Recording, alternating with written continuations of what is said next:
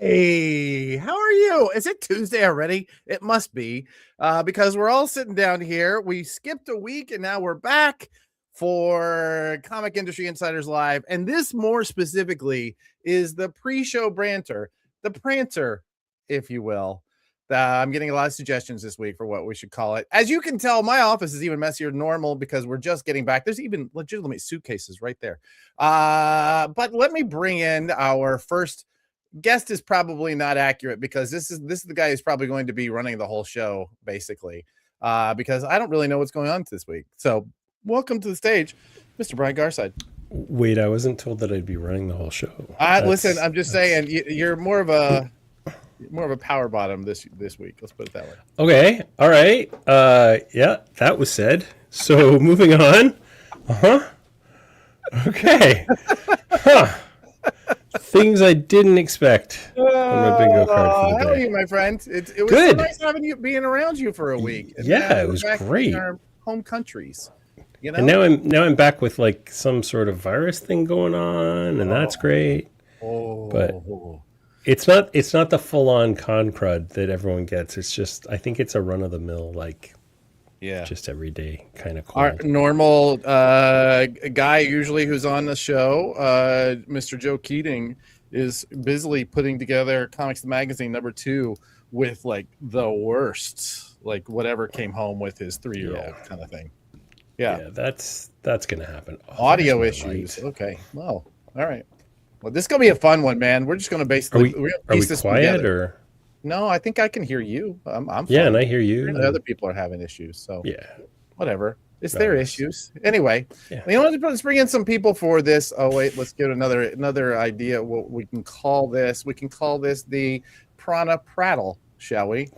I'm going to bring in somebody this week who is actually a very much of a regular, and only because I know that he's going to do all the pitching for me. So in case I forget, Mr. Game, Yoko. It's our third wheel. Here. That's really all you need to know, right there. Yeah. It's on the other side. It's actually on the other side. It's over here. Like that. Yeah. Well, on my side. I'm pointing at it now. Anyway, Comics the Magazine FOC March 9th. Monday. Monday. Fellas, that's before the first issue ships. Hey, look, you know what? I'm sorry. I'm sorry. This is what it is. You know, let's just deal with that. We're going to take 2 seconds to deal with that before we bring in the rest of our guests. Yes, we did everything on time. Yes, everything did show up. It turns out there are a very small window in which if you are not on the right side of that window, it doesn't go out to most people.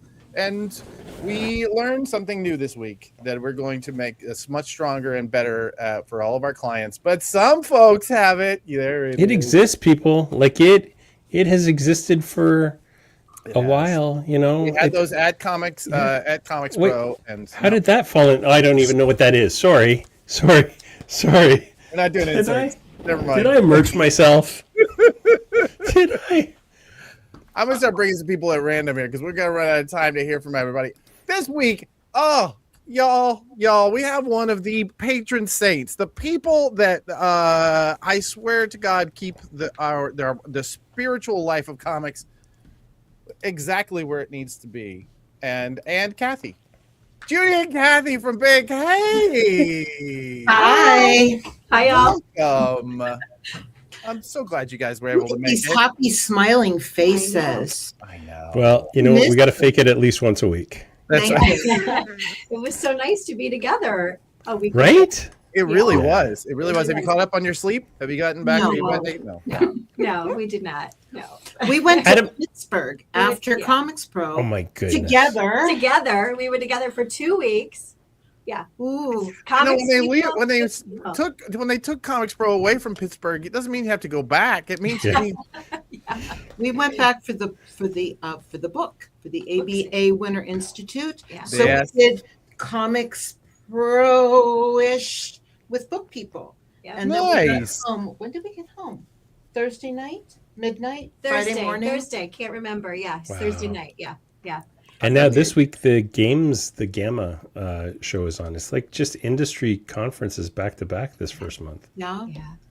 And then ECC is coming up. We're not going to there. I've never been there. But I'm watching everybody on LinkedIn get ready to go and have a fun time with all this. My next one is at C2E2, where we have plans. We're going to End of discuss March. that. Yeah. Yeah, for sure. All right, I'm just going to start bringing people to the stage now, just like rapid fire. This is a man who we found out this week is on one of the most famous covers. He might actually be Batman. It's Mr. Stuart Schreck. Oh my How are you, gosh! friend? Apparently, I am Batman. Yeah, That's what we hear. That's what we're told, and we're going to make sure that we spread that word far and wide. do you want more clarity on that? Are we doing that? Are we doing that later in the rundown? Sure. Yeah, I think okay.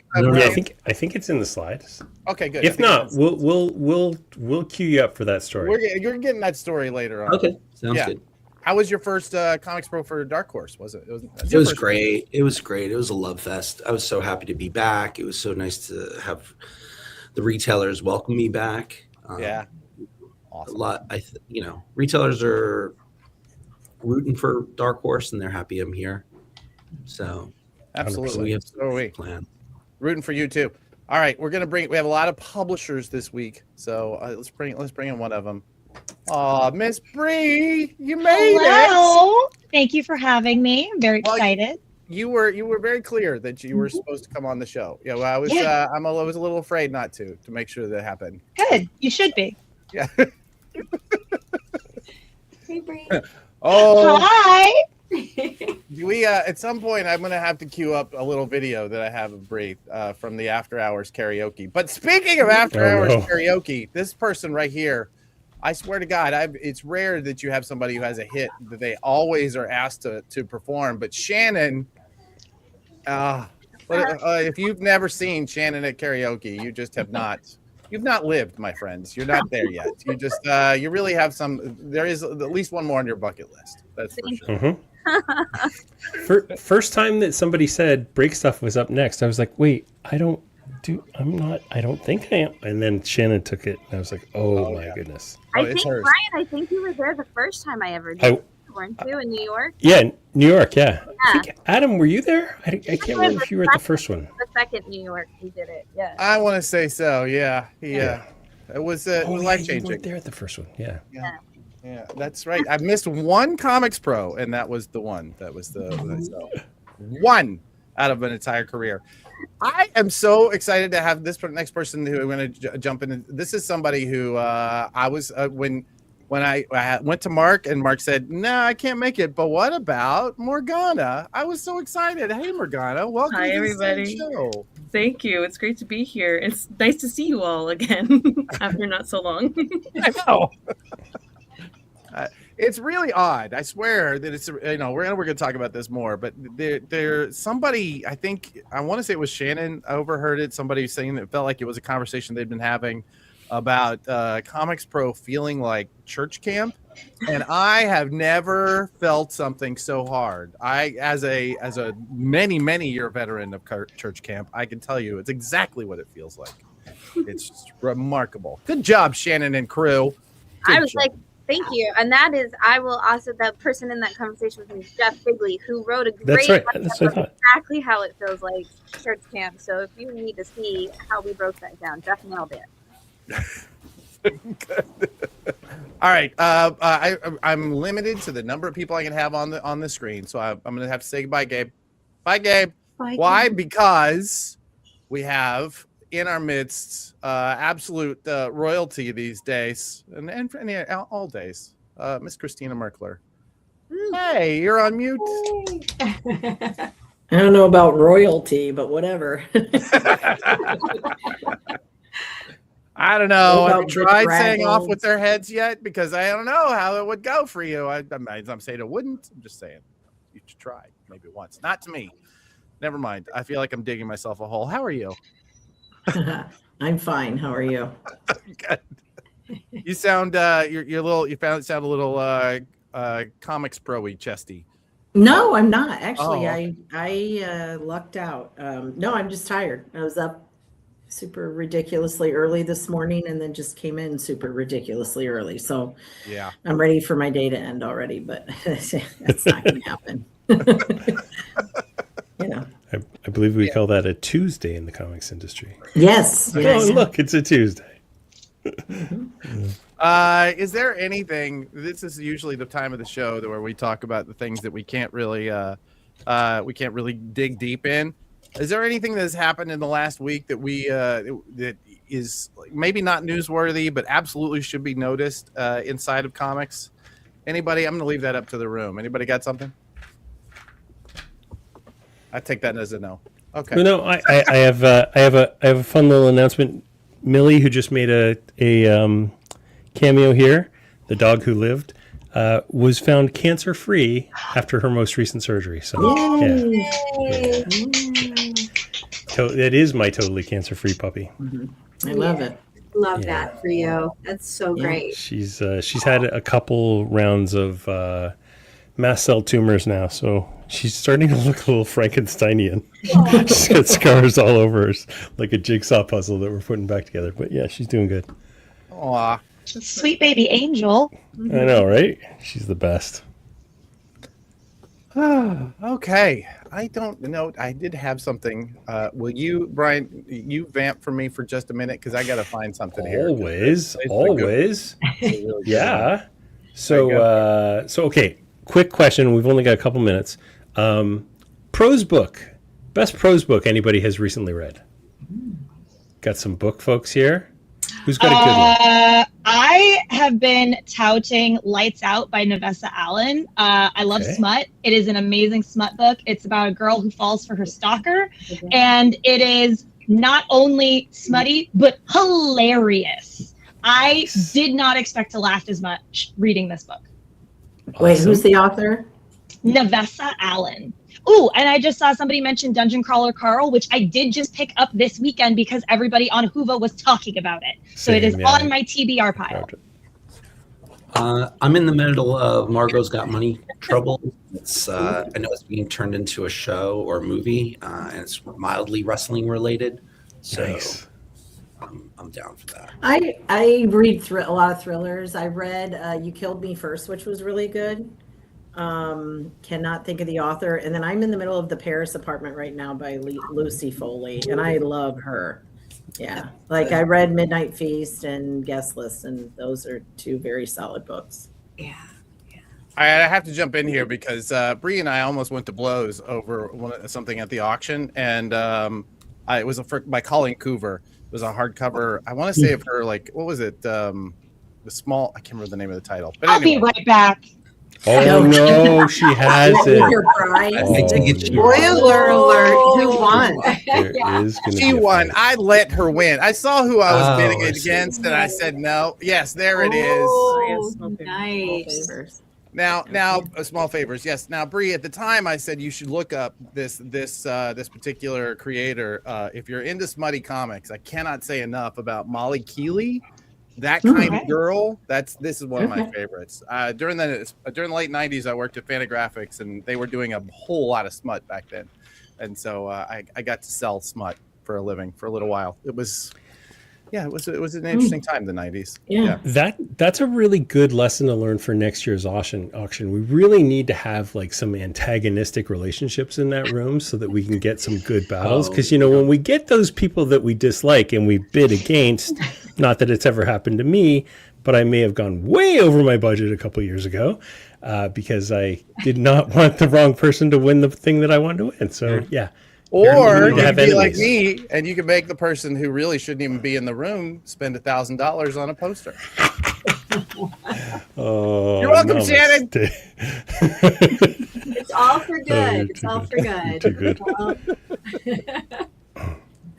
All right. Yeah. Apparently, you don't have to orchestrate the drama. So. Oh no, the drama comes. It's there. Comes. Okay. Let's shall we just shut this thing down and light this candle for real, and as though we're business professionals? Let's make it happen. Pretend. All right, let's do it. We'll pretend.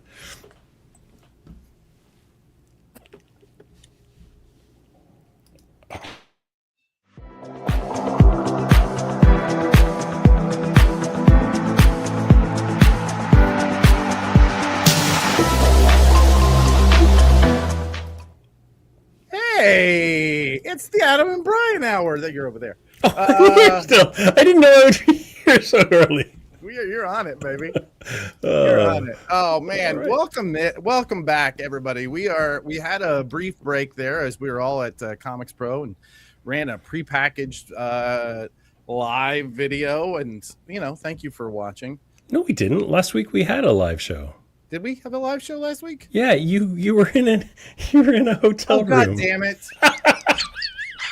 Amazing. That was, folks, just for the record, last week's show was not prepackaged. I was, in fact, here. Oh, that just shows, man. That's how amazing. Scrambled my brain has been for the last 2 weeks. Oh, yeah. God.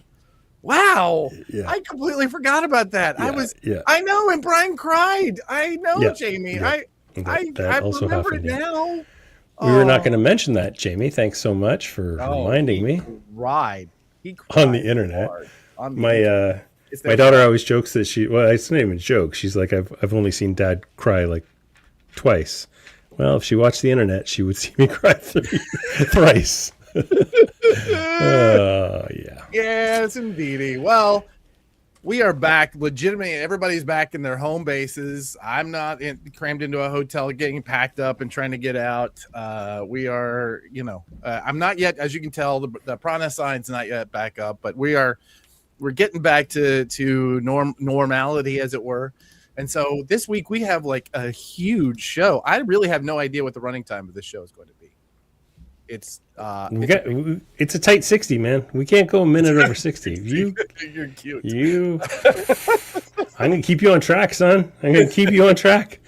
During the pre-show banter, I talked about it being just this sandwich. We just kept putting layers on, and then like, oh, this is not going to go into our. Anyway, there we go. Yeah, there's a lot of meat here. There's a whole lot of meat in this sandwich. What are we talking about this week? Oh my goodness, we got so much going on. It's a big week. The aftermath. Who's in charge of pushing buttons this week? Is it Blake? I think it must be Blake. Right. It's Blake doing his thing. He's the background. So our headlines this week are pretty big. There's a lot of stuff going on in here, and I threw in a couple headlines that I just want to talk about, specifically around speculators and kind of let's call them the old guard's reaction to speculators. And I think a lot of us have a very different kind of position on speculation's importance in the industry and how it happens during a growth period.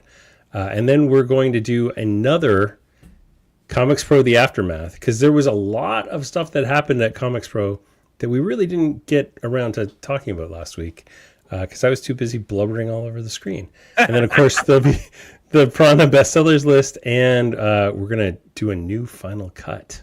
Oh, yeah. Yeah. I love the final cut. I feel like it's one of those things where we take the old PR for, kind of the promotional engine around FOCs, and we bring it up to date, Yeah. Yeah. Hey, last week we were so busy saying, nice things about all kinds of things. Yeah. That Tommy made a bunch of really, really great comments, and I think we highlighted a couple of them, but we didn't really focus on them. And just want to say, Tommy, thank you so much he brought me a bottle of bourbon because he knew that I hadn't had bourbon in a while. And, he was a mensch at ComicsPRO this year. So yeah, thanks, Tommy. Seriously, what a fan. I will say that this was the year where I spoke to 6 different people who said they listened to my voice in one form or another every day, which is a little weird. If you're listening, if you're one of those people listening right now, please go mix it up. I have to listen to me every day. I don't like it. But Tommy, man, what an incredible promoter of what we're doing and all of those shows that we're doing. Thank you, buddy. You're an absolute rock star. So appreciated. Awesome. Thank you. Okay, so we did the bestseller list. That's coming along, the final cut, and then let's dig into it. Wanna? Yeah, let's go. Let's do it because we got some serious news to chat. Awesome. Oh, before we get there though, everybody go to comicpreviews.com, click that QR code, go to comicpreviews.com, add yourself to the list. We are days away from really, really launching this thing. We rebuilt everything over the last 3 weeks, and I've seen the behind the scenes of what's about to get released. And I've got meetings with some publishers over the next couple of weeks. And man, this is actually the thing that I've been most excited about building, even more so than Managed Comics. Like, this is the customer-facing side of what I think the industry really needs. So go to getcomicpreviews.com and sign up, and you'll find out when we're officially launched very, very soon. Awesome. I'm so looking forward to this, man. This is so needed. Something else that's needed, I will tell you, you know what? I don't have an issue 1 around anywhere, but we are running classified ads in Comics the Magazine. This is something that was a staple, all pun intended, of our industry for many, many, many years. In fact, look here, I've got a Daredevil number 187 that I bought out of a dollar bin. Yeah, I bought it out of a dollar bin. I was really excited. And if you look in the back here, there are all of these incredible ads that were done back then. Whole businesses were started around classified ads. Our belief is that this is a good place for you to do that as well. Hit 100,000 comics buyers every month by putting a classified ad. It starts at $25, $1 a word. I don't know how this, I mean, the CPM on this is it's better than Facebook right now. That's for sure. So anyway, if you want it, please go ahead and send us this. I feel like this slide, is it too small? I don't know. Gabe at Prana DM, go ahead and send him a link, because we are putting that together this week. So if you get your classified in this week, it'll be in the very next issue. So Gabe's going to throw his email address in the chat so that you can get it. If let's say that you knew a particularly cantankerous apple juice farmer who was going to put an ad in like that, maybe in the next issue. We don't know. We don't know for sure. Just saying. If that apple juice farmer doesn't email this week. Well, he did. He did already. Allegedly. God. Yeah, he got his copy in. So just saying, there may be. Yeah. Comics Buyer's Guide Classifieds. I mean, that's where like companies like Mile High Comics. That's where they got their start. I might be asking every guest this week what their classified ad's going to say. We'll see how that goes. Okay. Yeah. Let's go. What's next? Headlines. Oh, hit it, Blake. My gosh, look at poor nobody. He really got nailed. I love this movie. This is such a good movie. All right, go ahead. I know, and they've done a sequel. So Paramount is the winner, allegedly. Maybe. So, we had a guest who was going to help us talk about that this week, and I haven't seen him not seeing him in the green room. All right, well, Tony, if you're watching this next week, man, we'll get you on. So this is the latest chapter in the ongoing Warner Brothers Discovery. I mean, AT&T, going back to the beginning of time, where it seems like Warner Brothers is a hot potato that's constantly changing from New Line to, my goodness. So when last we left this story, Netflix was about to buy them, and then Paramount swooped in with a better offer, and they had kind of been going back and forth. And ultimately, Netflix pulled out, and so now Paramount is in. This still has regulatory approval that it has to go through, and also California is saying that they're going to make a big deal about this. Not only that, but the EU can also put the kibosh on this because they've got a lot of concerns about it. So this is not by any means done. But this is where we are this week. This week, Paramount is the winner of the great Warner Brothers battle of 2026. Stay tuned for the next chapter when we find out that it's actually PBS that owned it all along. Yeah, it's fascinating. I mean, from a comics perspective, DC Comics is part of Warner Brothers. Yeah. There's a lot of questions about that size of a company. Warner Brothers had to go to outside funding. Rumor has it that they have a bunch of Saudi money that is going into it from the Sovereign Wealth Fund. So we'll see. And I think at this time we've gone through this. I mean, I don't know. You and I have been at this business a long time, my friend. And every time there's one of these mergers or one of these buyouts, there's always these new round of speculation that DC is going to license out their books because this new company is not going to care anything about it. What I will say is that every time this has happened, DC ends up becoming a super valuable asset. and continues to be a super valuable asset. I don't see any reason to suspect that we're going to see that worst case scenario happen. Maybe someday it will, right? All things end at some point. But I still feel like as though, even though it is, as I saw one expert talk about it, DC Comics is sort of financially, not a rounding error, but it's insignificant. Culturally, it's incredibly significant. Massively. The value of Warner Brothers, especially going into a movie push as they're going into now.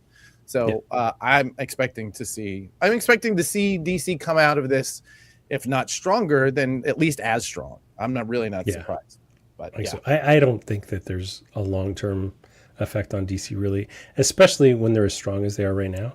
If this was 5-6 years ago, maybe, but man, they're hitting on all cylinders. Nobody wants to kill that golden goose right now. So no, exactly. They're in a good spot.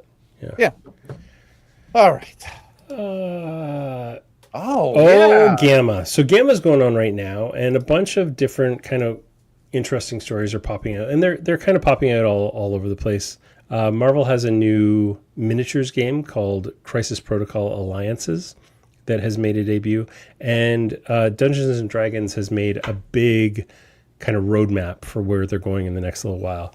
There's been a lot of questions about kind of what the future of Dungeons and Dragons is, and as a comic and game store, that's a huge part of your shop. So this is important stuff. So there's a bunch of really interesting news stories coming out of Gamma. I think we'll probably have a lot more to talk about this next week, because things are just starting really, right? Like really gets underway this week. Yeah, and I think that as Blake points out in the comments, one of the things that really hit hard when we were talking to retailers is just how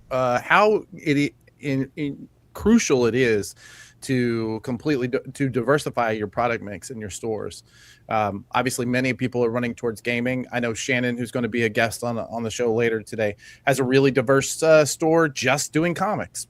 Diversity is the key, right? It allows you to like even out the bumps of whatever sales trends are happening. For sure, especially like often when one channel starts rising, another channel lowers a little bit, and so having a diverse set of products and also like a diverse set of price points and a diverse set of margins. You can't make everything on just MSRP. Yeah, it's true. Yeah, having very true. Yeah, really important. Buy collections, sell back issues. I hit that. I bang that drum a lot. I know you're gonna get there. You're gonna get there. I know. I've bought 2 collections now. I don't really know what to do with them, but I've got 2 collections. Figure that part out. That's what I've been told. And there's a CSA has a really great system for selling back. Okay, moving along. 7 Seas has been bought by, and thanks, Blake. You really helped me out with this logo.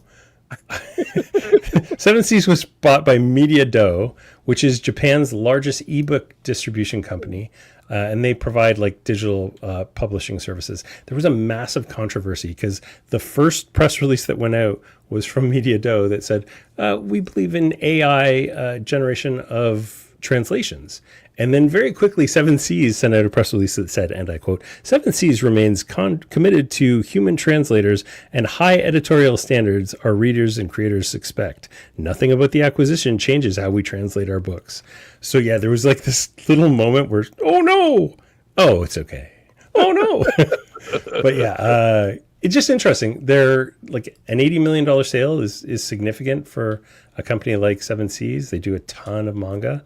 And this company trying to get into print from digital is an interesting kind of way to go. Yeah, you know way more about this story than I do. This is so far outside of my wheelhouse that I'm really entertained by the AI story. There you go. Yeah, that's PR for you. PR, crisis communication. All right, let's talk about speculators. So there's been a lot of chatter on the various comic retailer boards, which I swear I don't spend a ton of time on. But this always amuses me because in my opinion, every time that we have a healthy market, we're going to see speculation, right? People start gambling on things. My thing has always been like, why don't you turn those speculators into fans? Like, everybody's just, oh, these annoying guys came in and tried to buy my copies of Dork, darn them. And it's just like, well, explain to them that you have a pre-order service. Explain to them that you keep people up to date on this kind of stuff. We saw all this stuff before FOC, and we knew things were going to be hot. I mean, not this level. I've not seen a second printing of a comic hit the level of speculation that this has. And it's like, it's a fun comic, but I don't know that it's a $40 comic week of release. Same thing happened with Nectar and Narco. Yeah. Narco, I just looked at that cover and I was like, that's fun. It looks like Invincible. I'll buy a bunch of them. And so I've just got a really, really big red banner on my site that says, this is considered a hot comic right now. Our rule on hot comics is 1 per household. That's it. I don't have to like hunt people down. And the thing says, if you order more than 1, we will cancel your extra copies. That's it. I had a couple people do it the first day, delete the extra copies, send them an email, and they're like, oh, cool, no problem. Like, I don't know. It's just an opportunity to hit new people. And then they're in my database, and now they're getting my weekly emails. Like, I don't understand where the problem is, but, I'm not an old, jaded retailer. Maybe that's the problem. I agree with you, but rather than have the two of us just expound on why we agree with each other, I want to bring to the stage the vice president of ComicsPRO and the owners of Bad City Comics and Comics. Bad City Comics Professional. Oh, that's right. I want to suggest maybe Comics, Shannon. Maybe a change of the name. I don't know. How do you at Bat City Comics Professionals, how do you guys think about this new wave of speculators and what they mean to your business? I mean, I kind of feel like Brian. It's like people who are coming in and discovering this book, like, how can I talk to them about the other things that we have? That's the same thing that happened with Absolute, right? Absolute Batman blew up. We started talking to them about other books that they could look into, other books by those creators. We actually had this last week, somebody came in on the day that the boxes came in from Lunar, and they asked Katie, our employee, they were like, hey, are those the boxes for next week? Can you just open them up and tell me Dork number 2? And Katie was like, no, but did you hear about the hot book this week, Murder Bots? That's awesome. Did you get that one? Or Murder Drones? She was like, Murder Drones is really hot this week. You should check out that hot book. And the guy was like, I did not hear about Murder Drones. What's that? And so she told him about that book, and he was like, oh, I'll get this one, and I'll see you next week for Dork. Like, it was like she immediately turned the conversation from that book that he couldn't have to this other one. And yeah. Are there some people who are like, I see the comment that there's some people who are going to be like angry when we don't have them. You're like, yeah, there's definitely going to be some people who are like, well, why don't you have more copies? Why didn't you know? Like, I saw stores that were like, oh, I only ordered 1 copy of White Sky because I didn't know, we didn't know that was going to be the book. And like, that's part of why it heats up, right? Is because it's that low front. But you do your best. Like, we're like, hey, let me get you down for the second print. Let me get you down for the next issue so you don't miss it. Like, I talk about that all the time. Like, hey, if you want to make sure you don't miss the next one, start a subscription, and then explain what a subscription is, because you can't just call me when the hot spec book is out the night before and go, can you put that hot spec book in my box because I have a subscription. Like, that's not how that works either. But right. Let's teach you about books. Let's teach you about the process. Let's teach you what a final order cutoff is and how to find that information, from Brian in advance. I want to bring somebody else to the stage. The head of DCBS, In-Stock Trades, and Lunar Distribution, Miss Christina Merkler. Christina, why do I get the feeling that you have something to say about this? I just feel like you're ready to go. I have always thought that speculators are good for the market. Sorry, but I'm sorry, not sorry, actually. So yeah, no, I mean, speculators help get people hyped about stuff, and they go into stores looking for stuff that they would have never looked at before. Actually, when I was at ComicsPRO, I was telling Eric Stevenson, and then he kind of joked with me, but I said, I haven't read a comic in probably a year, which is just because I'm so busy, right? Like I really, really try. But I read the first issue of Narco, and I was like, oh, hell yeah. Like I could not wait to see the second issue. And I told him, I said, I really enjoyed it. And he's like, yeah, we we publish a lot of good comics. I was like, I know, I just don't have time to read all of them.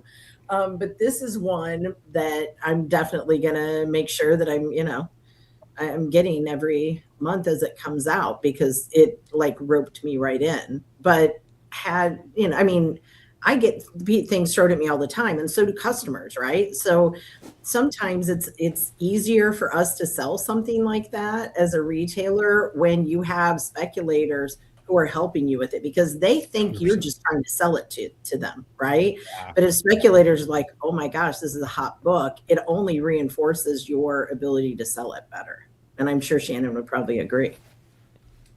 I think that's very, very true. We did I will not to harp too much on our previous project, but at Bad Idea, we really did work with the speculators to try and get everybody excited about our new comics, because that was the one of the people that we could run into there. But we got so much criticism because it was only speculators. I don't think it was. We were making really great books. A lot of people were buying them and reading them and telling us they read them.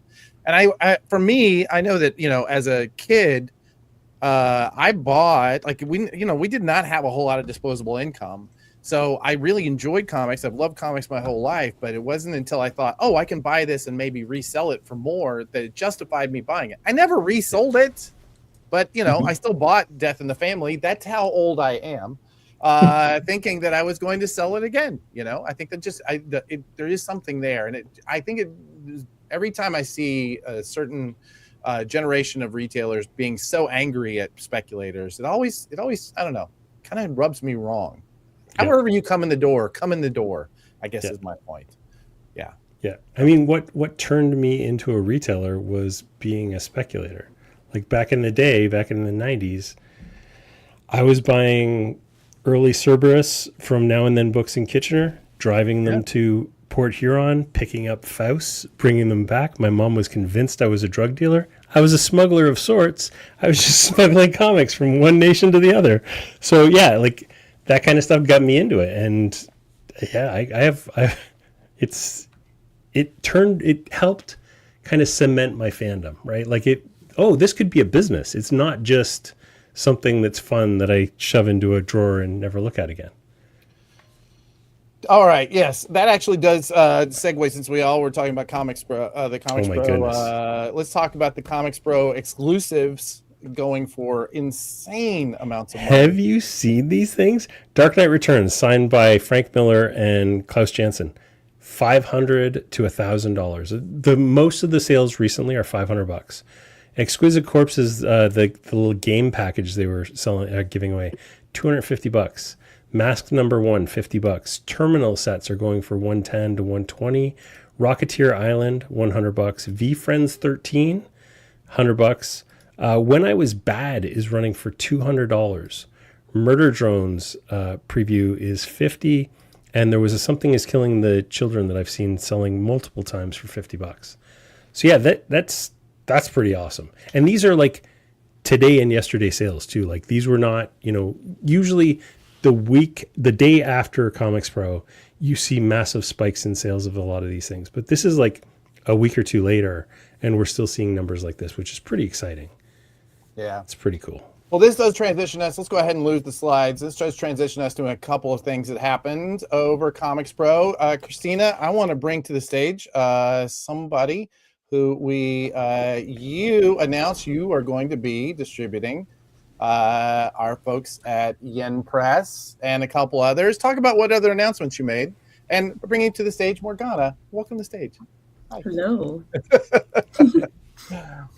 So what else did you guys talk about, Christina? And then we can hear from Morgana about that.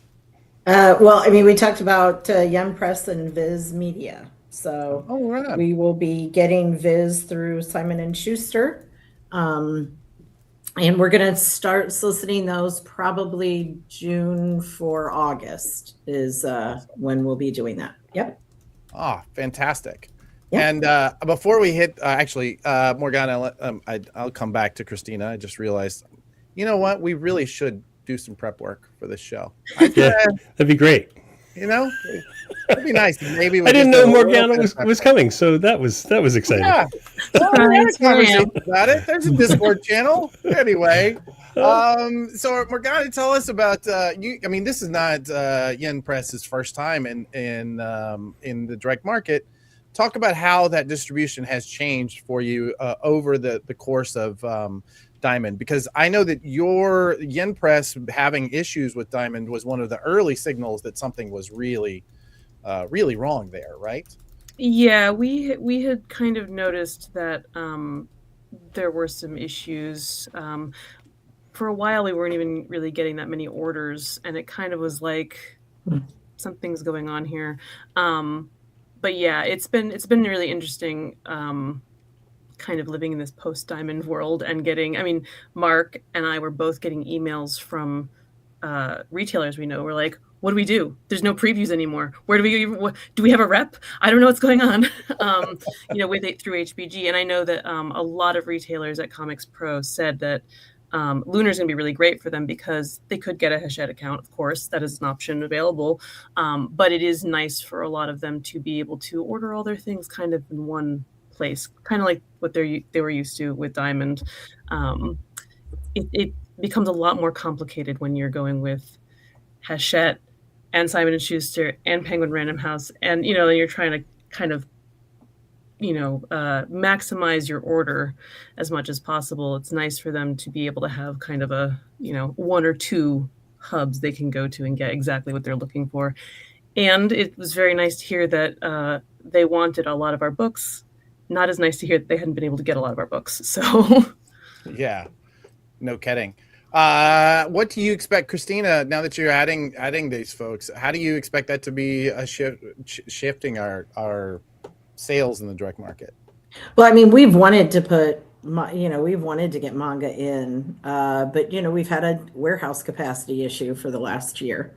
And we solved some of it, and then a couple of publishers solved it for us by going to PRH. No, I mean, it's just like, oh, okay, well, now we have space to finally do that. We've been looking at Yen Press for the last year, but they have a lot of books. They have a lot of new solicit.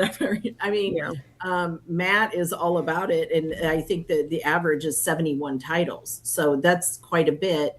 And that's not anything that's manageable. It's the backlist of those other 71 titles, right? So that's where we want to do it right, and we've been wanting to do it right. Because we don't want to just do new solicits and then not have any of the backlist available. So it's been a very mindful way in which we want to bring them on so that we do it right and our customers understand what to expect. And what they can expect is that we're going to hold backlists, which is something Diamond really was never very great at. And I can say that as a retailer, right? So we had a hard time because they would just solicit things just randomly, and then they wouldn't keep any of them in stock. And so we never knew. Then it was the problem with, okay, now I have to go get a Hachette. So we're hoping to do this a little better, and to keep as much of what's in print in stock that we can. Excellent. I can tell you that manga has become such a, I mean, obviously it is a huge portion of the sales. And I think one of the biggest things that has happened, this new generation of kids coming up, as we talked about a lot, from the Dogman generation through manga into the comic shops themselves, having that, it's almost like having manga in the shops is something that will make them more comfortable when they arrive, right? Yeah. Well, and that's what your diversification of product is, right? Like if you get manga, you get a different customer base coming in the door. Yeah, I was former manager of Comicopia in Boston, and they have a reputation of having always had a large manga section. And it's true. You get kind of I feel like we had two major clientele. There was the kind of, guys who had been coming to Comicopia for 25 years, getting their single issues in their pull. And then there were the young people. We were close to, they're close to Boston University and Berkeley. And so they would get, kind of college age students who, some of which were getting the hot new Image book, but a lot of whom were like, where's my next volume of One Piece or whatever. So yeah, I think you kind of broaden and then you can kind of cross pollinate, right? Because there are things that I think can bridge the gap in both directions. You just got to like work at it a little bit sometimes. You actually have to know how to sell stuff. Yeah. Yeah, it definitely helps that, even before I was there, Matt at Comicopia always had staff who knew manga, read manga, and Western comics, and were able to kind of bridge that gap. When I got there, they actually had a section, I took it down, but they actually had a section called Manga for People Who Hate Manga for the longest time. So, but it was true. There were books that you could pretty easily sell to somebody who was not so sure they liked manga because all they knew about was, Naruto, Pokemon, whatever. But you show them Berserk, and they're like, "Oh wait, maybe there's something else going on here," Right. So, excellent.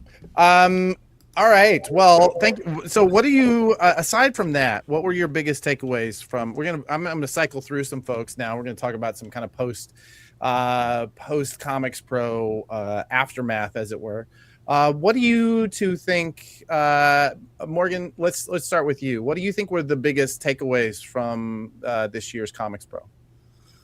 Oh man, I mean, for us at Yen and for me personally, it's been really gratifying to see the growth of manga. Obviously, that's the kind of my focus. I started going to ComicsPRO. I want to say my first one was in 2017 as a retailer. And now I'm doing it from the other side. And I remember at that point, there was a lot of pushback about, well, I can't stock manga. It doesn't sell. I can't sell it. And like Christina was saying, you got to know how to sell it. And it's very different now. And I was really gratified to hear a couple retailers, thank us for some of the programming we did last year. And thank you, Shannon, for putting the education stuff together at ComicsPRO. I co-taught a class with Morgan from Square Enix and Ivan from Kodansha and River from Goblin Market in Chicago, where we talked about how to curate a manga section. And I had a couple people come up to me and tell me that was really helpful, and they were able to take that advice and apply it, and manga's doing great for them. So I don't know, I felt really good after this ComicsPRO. It felt really hopeful, and I know it was a big one, the biggest one yet. And it's just great to see that despite everything in the world, comics are still a happy place. Oh yeah, there you go. You mentioned her name, so let's bring her to the stage once again, Miss Shannon Live. So Shannon, what do you think? What are the biggest pieces that you saw this week, and special points if they were that week? It's all blending together. My God, I am not recovered. ComicsPRO, what do you think? What were the biggest pieces for you? Well, and I have such a completely different experience at ComicsPRO than most people because I'm running around in circles, trying to make sure everybody's where they're supposed to be, or finding the things they should be. But it's such a cool thing. It was such a cool thing to see this year because it was so big. There was so much like education on Wednesday this year. I've been trying to push more and more education to that Wednesday, that first day that people arrive. And we had 2 workshops and a class and lightning talks on that. And I had one class that was not even standing room only. Like there was no more room to even stand in it. That's on Wednesday, which was really exciting to see. And it was really awesome to see people wanting to go to those classes all week long and coming up and being like, oh my gosh, like, can we have this class again next year? Can we have, we had so many classes too from the years before that were already requested again to come back this year. And I'm like, we're trying to get as many different topics that people are requesting all year long into the conference. And so it's so great. And it's so great to see all the people who, like Morgana, who step up and are like, hey, can I do that? We had Jason Blanchard teach physical and digital security for your store. And I literally was like, this is the, if you want to be terrified, like go to this panel. Like, but he does a great job of that. He's gonna like scare you into doing the right thing for your store, and so it was really great. But honestly, for me, it was great to see how many publishers just brought so many new things, so many awesome experiences. With Frank and Klaus, with David Dashmalshin just randomly being like, hey, can I sign? And I was like, so cool. Yeah, like absolutely. And he was like, that's awesome. They were like, can he do it after he speaks? And I'm like, that's the same time that Todd McFarlane asked if he could randomly sign, but we can make it work. It'll be awesome. Everybody, you're going to meet everybody you ever wanted to, like at this random time in the hallway. It's going to be great. Oh my gosh. Yes. The In-N-Out truck. That was fantastic. But that was amazing. It was so cool to see like publishers just working together to bring stuff, allying like to make things bigger and better. It was so good to see all the people just wanting to do stuff. And then at the end of the day, for me, the thing that's always awesome is just seeing how many retailers like want to learn, want to grow, want to network with each other, want to like build that. And he's always in the chat, but Tommy and Rob Kalen, who was just like, I literally at one point had a guy who was like, this is my first time. I don't know where I'm supposed to go. Am I late? Am I early? Am I in the wrong place? What's going on? And I was like, sounds like you need a buddy. Let me introduce you to Rob. And Rob was like, I'm always happy to be a buddy. Let me take you around. And just like became like the buddy program that we're now launching, like flew out of that from just handing That's people awesome. to Tommy and Rob and be like, these are the nicest humans. They will take you around. And just kind of seeing people just welcome new people and people they've never met and just become like instant friends is just all of my favorite things. Yeah, it is. I mean, like, as we said in the pre-show banter, it is the church camp. It's the church camp for those of us who are too old for church camp now.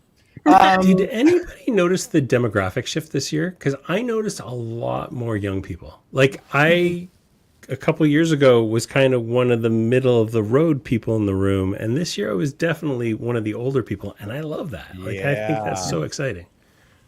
Do you have any numbers on that, Shannon? I haven't actually heard any about attendees or anything. Not yet. We should have all of that. Everybody's getting back and getting organized with all their numbers and stuff. So we'll have that meeting for things of that nature in the next week. But yeah, Joe and Tommy are talking about it. We became a certified hackers and accountants and everything. All of this week, we learned so many cool things. But it was a great show, and it was so good to see just how many new people are even hearing about it and coming. We saw a lot of new stores that were like, I've never been, and I'm signing up, and I hope this is useful. And then having them come up and saying like, yes, this is so much what I was hoping for was just great. Yeah, awesome. I like this comment. I think I needed a buddy for a first time. I will tell you, as now a 4-time veteran, it's overwhelming. Like, a buddy's not going to help that. But yeah. Craziest one, Stacey. So you like jumped in on you jumped feet first into one of the biggest ComicsPRO extravaganzas that we've had. We had so many things get just added in. Like people were just like, what if I do this? And I'm like, what if you did? And we'll make it work. It'll be fine. And shout out to the board, because there was just so many great ideas that came from them. So many great ideas that people threw at us that we figured out how to make work. And it's so different. Like to grow the conference the way it grew, so like in the last couple of years, has just been really cool to see everybody kind of like pitch in, and even non-board members who are like, hey, can I help? I want to once again shout out to like Jessica from Crooked Dog, who was like, hey, I know how to do headshots. Can I just do them? And I was like, yeah, that was cool. Yeah. everybody needs a headshot. We never have them when people say, send me a headshot for this panel. So it's nice to see that people who are just throwing their skills out there and being like, let me be a part of it. I want to bring to the stage some people who have become incredibly important to our industry and were the beneficiaries of one of my favorite parts about ComicsPRO, the annual auction. Welcome to the stage, Judy and Kathy from Bing. Hi, everybody. Hi, thanks. Hi. We're here laughing and smiling. We're like, it was an amazing show. Amazing. Amazing Totally. show. Congratulations. The work you put in was just truly paid off. It was so great. Yeah, great. Amazing, Shannon. Just smooth. Yeah. Good to glad to be part of it. Yeah. And one of our favorite parts was the auction, and shout out to Mariah for pulling that together and all the donations. All the donations. Oh my gosh, there were so many great ones. Give Till It Hurts is one of I'm like, I hope nobody got hurt too much. They give a lot. It's like I don't want to hurt anybody, but yeah, that one always hurts a little when I go to pay the bill at the end of the night. Well, the bourbon probably that's a good idea. Though, right? A little alcohol helps, though. Yeah. Well, so many things that you see on the walls thanks of this to office. Yen and Kodansha for doing that open bar. Yeah. That was helpful, I think. That was very helpful. I think that was, coincidentally during the auction. Right. So thanks to for ease that, the Morgana. pain, right? So yeah. Yeah, of course. It was great to partner with Kodansha on that. I think, one of the nice things about ComicsPRO, and I think about comics in general, is it feels like we all want everything to succeed, right? We all want, Bing to succeed. We want ComicsPRO to succeed. We want our fellow retailers and publishers to succeed. So it feels collaborative. It does. It feels like church camp. It feels like everybody's singing Kumbaya, but maybe they're wearing a superhero cape while they're doing it. So, we really believe so much in it. Oh yeah, there we go. Sorry, yeah, I didn't mean to step on you there, but yeah, $65,000, which I believe last year wasn't it like 41,000? Yes. So we crushed it this year. It was super exciting.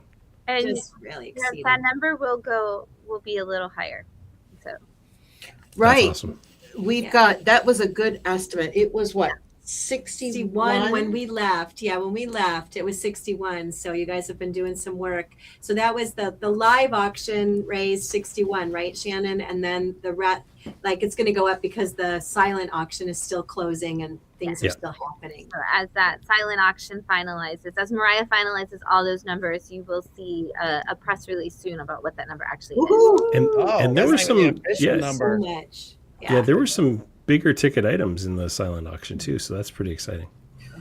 I will also say I don't want to talk out of turn for anybody, but I will say that I heard from people that are very important to me who have relied on Bink this year, and that work that you guys do is just, I don't know, it just wrenches my heart open when I think about it. Thank you so much for all that you do. Absolutely.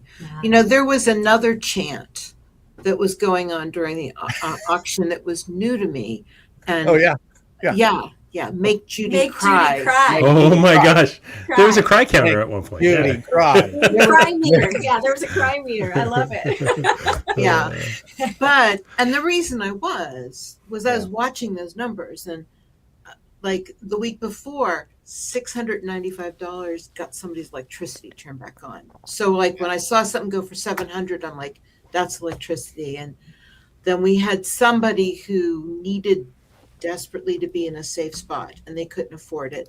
And that was around $2,500. So when things creaked up to that, I'm like, that's another one. So I'm crying because I remember the people I talked to, and every one of those things when they sold, I'm like, I know what that grant's like. I know what that's going to be like. Help another person. Yeah, it was crazy. Yeah. If it makes you feel any better, Judy, your speech made me cry. So, because I didn't realize, I knew that Bink did, disaster relief and stuff, but some of the things that you were talking about, I had no idea, and I think it's amazing. You're kind of living the dream. You can help people with no strings attached, and it's amazing that we can help with that. Thank you. And I think a lot of people know us as for like bad weather stores close, COVID stores close. But for every store that we help, fires, the LA hurricane. fires, that was a big time when everybody got to know who we were. Yeah. There's 8 individual people for every big disaster. Whenever you see it in the news, you're like, oh, Bing's helping that store. We're probably helping at least another 8 people for every store. An average week, which is not average anymore. 5 years ago, the number would be 7 people calling for help a week. Many weeks I hit 20 to 25 people every week. Who are going through like a major crisis in their life. Yeah. And Judy talks to every single person. She talks to every single person, and she figures out a way to help them get through it and get their household finances back on track. That's what she's an expert at doing. Yep, we can do that. We can do that. Yeah. So how much did you distribute last week in emergency financial assistance last week? What did you give out? In the last rolling 7 days, it's been a little over $20,000 in 7 days. And we were busy. We were in Pittsburgh for part of that. We were in LA with you guys. So yeah, so this all the work that you guys put together for this auction and to bring everybody together is it's incredibly meaningful for us. And it goes right to work. When we say, like, we can say it goes right to work. You're helping people this week from all the goodwill you did last week. So thank you. Yeah. Thank you so much. And Shannon, we were able to not only get 7 people there on scholarships. Oh, right. Thanks to Janko and Jeff. That's an extra 3 people. Mm-hmm. But we did double the amount of the scholarship because we know for people traveling across the country, $750 wasn't doing it. So we doubled that, and then we got that surprise from the two of them, from Comic Connection. We were able to make that even more because we knew that being at CompcsPRO is going to be transformative for comic retailers. And we know that it's professional development they can get no place else. So impressed with the classes and everything that you had done. But we also did something new. We did that Heads or Tails. Yeah. And somebody won $500. Andrea did. I'm not going to give a last name. I'm not sure I should. But Andrea did, and that was a surprise too. So that was super fun. And y'all raised an additional $1,127. So that helps another person with just that fun little game with those silly little flashing pins. So all in all, it was just it was so great. We just can't thank you. I think Adam could have bought more though. Oh, I think he could have. I'm pretty sure. You know what? There's 2. I realize we're in 2 little bits of the people who bring to the screen. I wish we had this really well thought out. It tends to just be kind of random. But I will say there are 2 people on the screen that made me think about that auction. One is Christina, from whom I won that piece right there. I went toe to toe with her and spent way more than I really should. Oh, Christina had one too. Yeah. Oh, so there it is. Came up with a second one after that. It was so irritating. It's not that I wanted to take it from her. It's just that I enjoyed it. And second is Shannon. Your first ComicsPRO was as someone who received one of those scholarships, right? Yes, I got to go to ComicsPRO for the first time in person. Thanks to Bink. So it's hugely impactful. And you're right. I had found ComicsPRO during the year that they were online from COVID. Mm-hmm. And I wanted to be a part of the organization, and then they did the next year online again, and so I did the online again. Ironically, we did the first one I did do with no power and in the dark because that was during the ice storm in Austin. So I guess I wish I would have known about Bink then too. No, that was an Austin power grid problem, not an us problem. That as a former Texan himself, Adam knows the love of the power grid in Texas during a storm. But we had just moved to our entire store from Austin to Florida the year that ComicsPRO actually went back in person, and I really wanted to go. We had used our personal life savings to move everything. And I was like, I'm going to apply for this scholarship, and getting to go and getting to just walk into a room with people and meet people who I had seen on the internet. I had heard of their stores forever. I had been, reading the books that they created for years, and just them treating me like a peer was just, it's such an incredible experience. And I remember Judy walking up to me and hugging me, and I was like, well, this is the best place ever, and this is the best human that I will ever meet. And it's truly, I still believe that. So it's such a wonderful thing, and it's so great that y'all do that. And yes, again, shout out to Django and Jeff for adding to it this year. When Django called me and asked if he and Jeff could give scholarships, I was like, let me get you in touch with Kathy and Judy, because that needs to happen. Like, it's amazing. It's great. That was great. Yeah, 7 people. So it was fantastic. Yeah. Thank you. I think we're gonna make it even more next year, so we'll talk about that. Yeah. I can't even imagine. And can we shout out to Dan Prairie, because that man, oh my gosh, right? Yes. Extraordinaire. Like we are seeing part of why we see these great numbers is because Dan really pumps it up in that room. And so I just want to give a shout to Dan, who has stepped in and just become the man of the hour at that auction, just pushing those numbers higher. Yeah, he's a great auctioneer. Oh my goodness. That was quite the dynamic duo on Yeah. stage. Dan Yeah. and Tyne were just And Tyne, amazing. yeah. So Yeah. that was and that dress was Oh. amazing. I'm just Yeah. saying. God damn. Yeah. It was all good. Awesome. Well, we So do want to get to a few more things. I do want to hear from you, everybody on the stage. If there's any other takeaways that you had from this year's ComicsPRO, really that you think are going to be the most impactful long term, right? So, Morgana, thank you so much for coming on. I wanted to say incredible finally to have you on, and I'm looking forward to seeing what you guys do. So I'm going to start removing people from the stage as we get I'm going to say too that we should do like this is 6 weeks of episodes. We can do episodes with individual people, and I think we definitely should, because this is all this is a good crew to talk to. Yeah. Thanks for having us. Absolutely. Morgana, thank you. All right. Let's do Christina first. What do you think? Biggest takeaway from this year? What do you think is the longest impact of things that are announced or things that happened, what you saw at ComicsPRO this year? I think the best thing that came out of ComicsPRO that was added this year was the introduction of creators being a part of it, in a more whatever way. But the reason why is because most retailers love to be friendly with creators. They like to have that individual FaceTime. I've heard from so many people that are big football fans, whatever.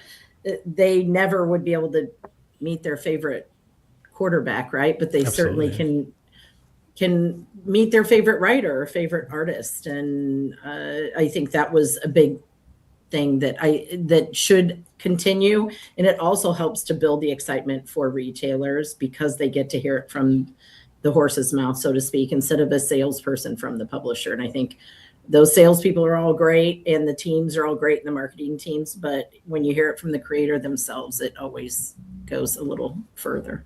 I absolutely agree. I'm looking forward to that. I'm going to bring you back if you're ready, if you want, for our top 400 when we start talking. Yeah, that's fine. Awesome. All right. Thank you. Judy. Yeah. I want to add one. I want to say one of the most exciting things I don't know enough about, but I got to hear Shannon announce the comic retail certification that they're starting this year. And I think that is just going to change everything going forward. I was so impressed with that. Very impressed. Yeah. That's going to be the thing above everything. I mean, 65,000, it was pretty which one will I say? But I think long lasting, that's going to have real legs. Shannon, I'm so proud of you. Thank you, Judy. Oh my gosh, guys, Judy just told me she's proud of me, so I'm going to go cry. So. Yeah. Judy, before you bring out, did I lose? Oh yeah, I want to bring in another guest. She's I don't even know what her title is. Ignition. I really think basically she is the ignition under ignition. She's the spark that starts that engine. Spark. There you go. I agree. How's that? Hi. And for clarity, Adam, I am the director of marketing at Ignition. Oh, that's so boring. Ignition of Ignition, I think is better. I like that spark. The spark that starts the engine.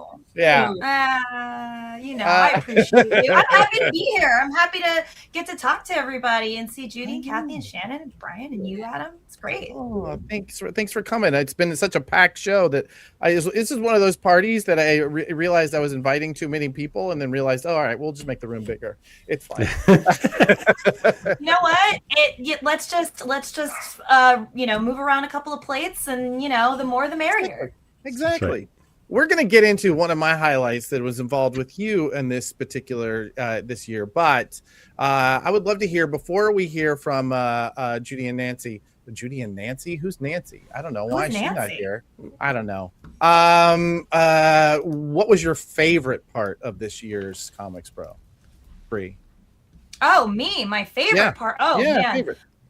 My absolute favorite, honestly, is just being in the room with a bunch of comics nerds and having a great time and working to get more readership and working to help retailers and getting comics in the hands of readers. Like, to me, that's the most important thing. We all want the same thing. Like, that's all we're trying to do is sell comics. That's all we want to do. And we're doing it together. Absolutely. And I think it does that feeling of camaraderie, that feeling of having a group that you're coming back to all of your best friends once a year, that camp atmosphere really does feel that way. We're all in this to sell comics, and it takes all of us together pushing in that direction.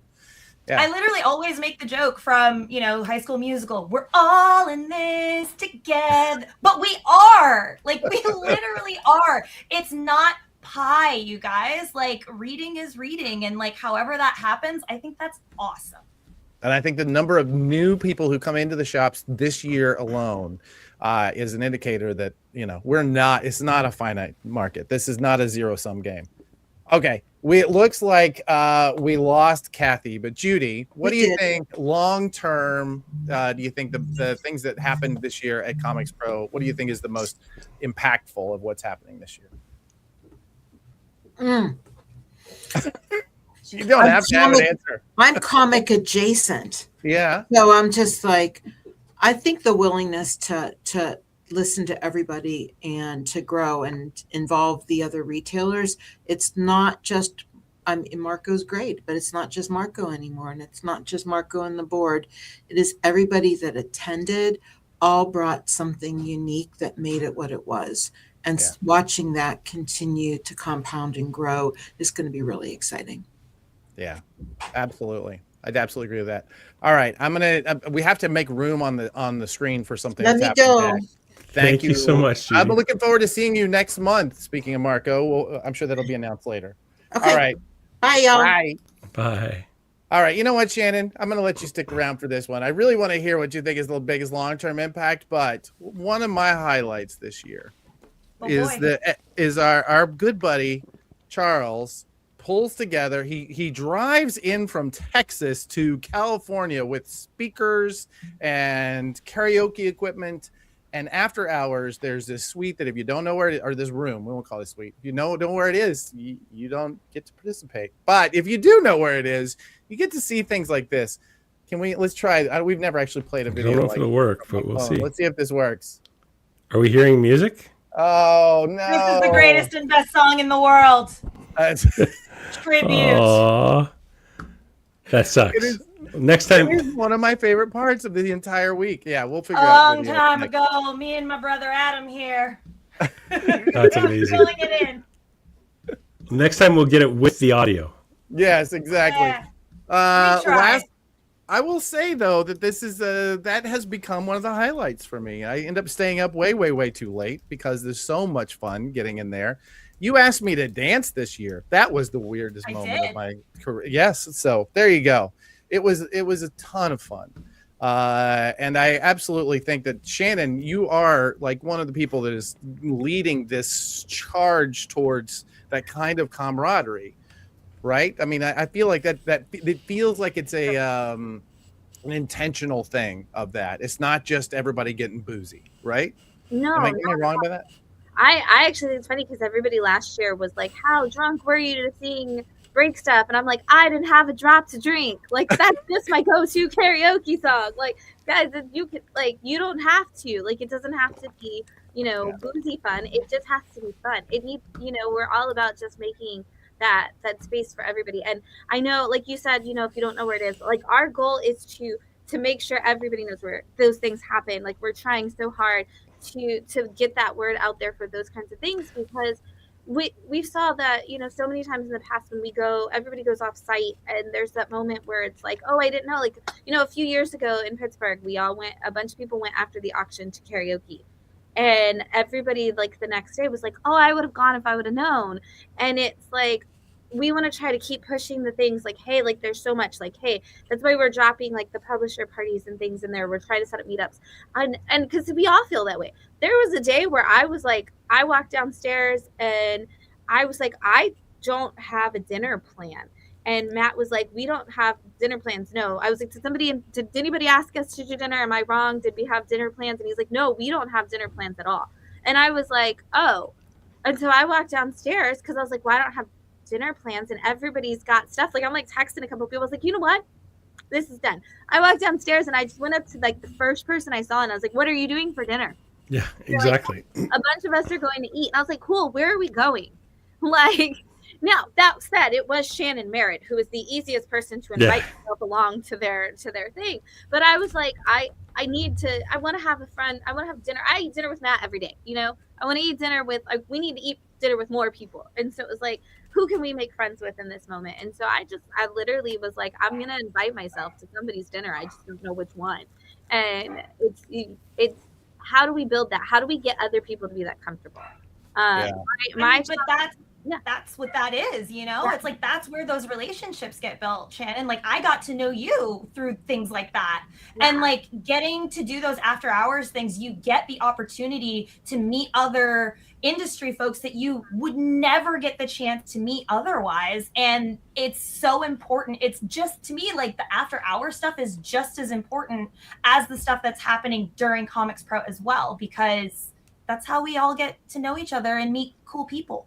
And it's how you get to know that you are people. That was a big thing for me. That's part of why I like to go and talk to people in those settings, is because the only way that people see me most of the day is me saying, hey, here's how you build a handbook, or here's how you train your employees, or this is how you do this. And it's like, hey, also at the end of the day, I'm also a shop owner.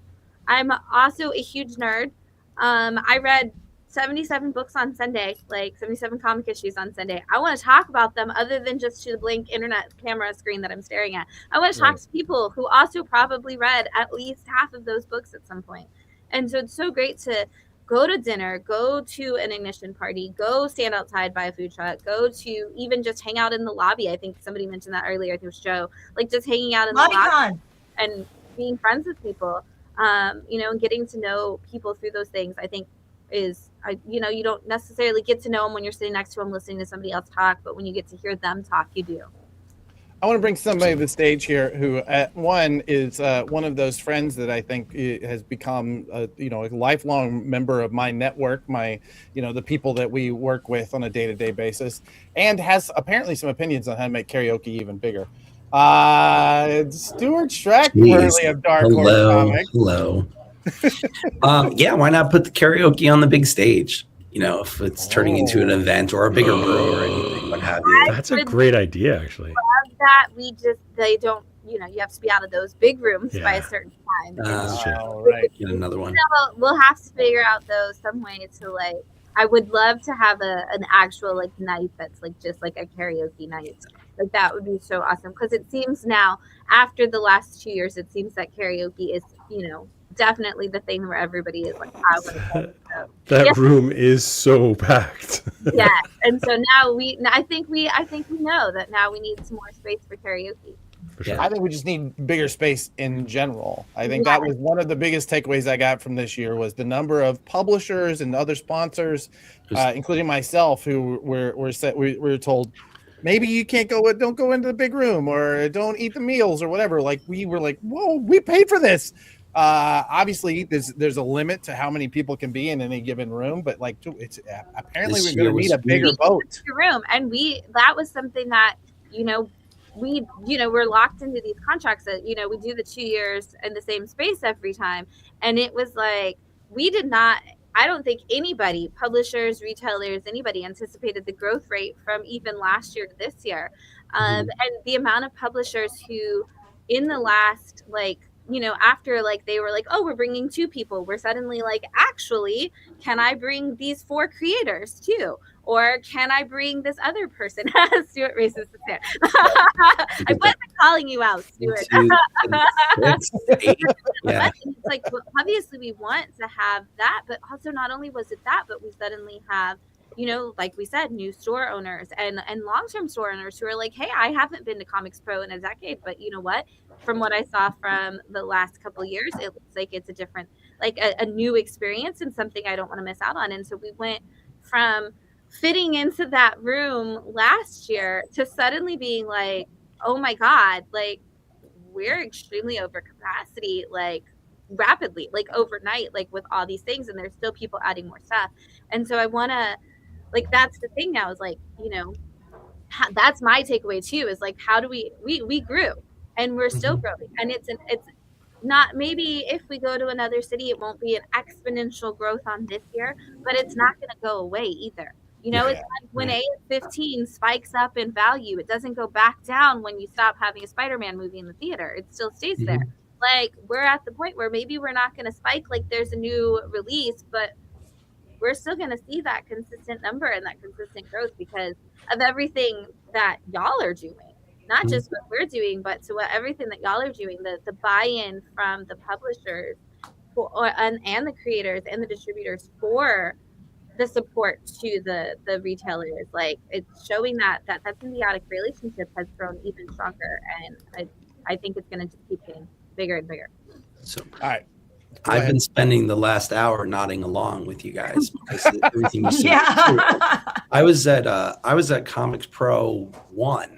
I've been at ComicsPRO from the beginning. I think I only missed a few at Pittsburgh or COVID or between jobs.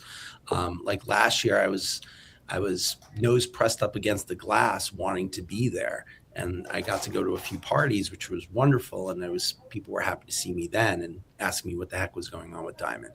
But this year, it was so great to be back. And the big takeaway is that this is the party of the season. This is the opening gala of the season. This is a show an event that everyone wants to be at. Publishers, creators. Oh my gosh, it was so great to see the exhibit hall on Wednesday night and all the programming on Wednesday, where we were told, oh, the official start is Thursday. It's like, oh no, it is not. Yeah, no, absolutely starting on Wednesday.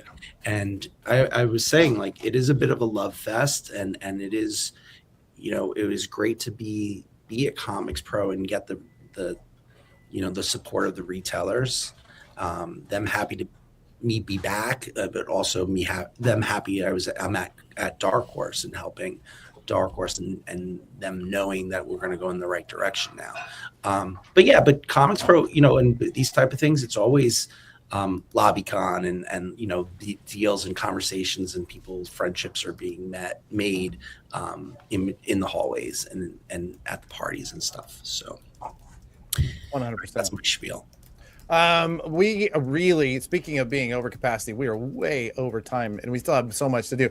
Shannon, before we leave this segment, hang on just a second. Before we leave this segment, what do you think is the longest lasting impact of this year's event? What do you think is going to be the takeaway from here on out? I do think that the growth of people seeing this as the conference to kick off the year and the conference to be at is going to be the thing that continues to grow the most from here. Awesome. Bree, what about you? Honestly, I'm gonna have to agree with Shannon. Like it's the thing that, like, I mean, why wouldn't you agree with Shannon? Shannon's always right.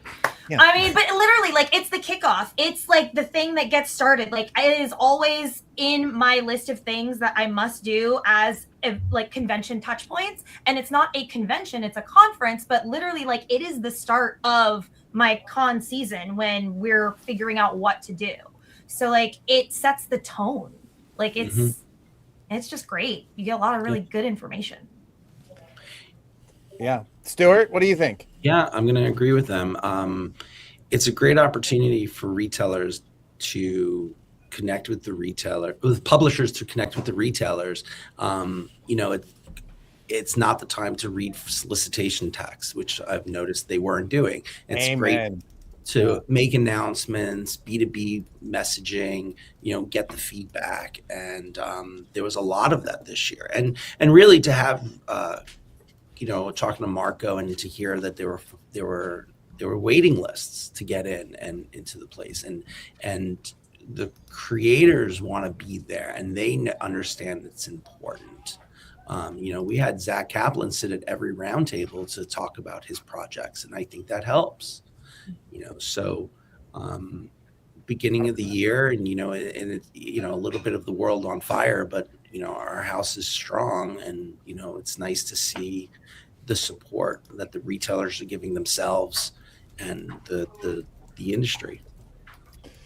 Very true. Awesome. Well, I want to thank you guys for coming. We did have another segment that we were planning on dropping into this week's episode that we're going to push to another episode because, frankly, we're already over time.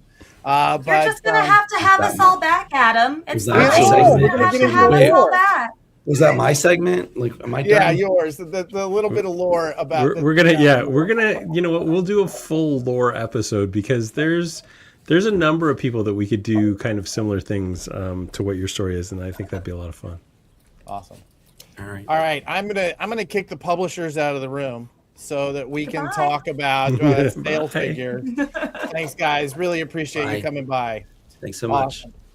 Okay, Shannon, and let's bring. Is she still here? Is Christina still here? Yeah, she's still here. Hey, Christina, welcome back. Hi. Let's talk about the Prana bestseller list. So this is a ongoing project that we've been working on for several years now.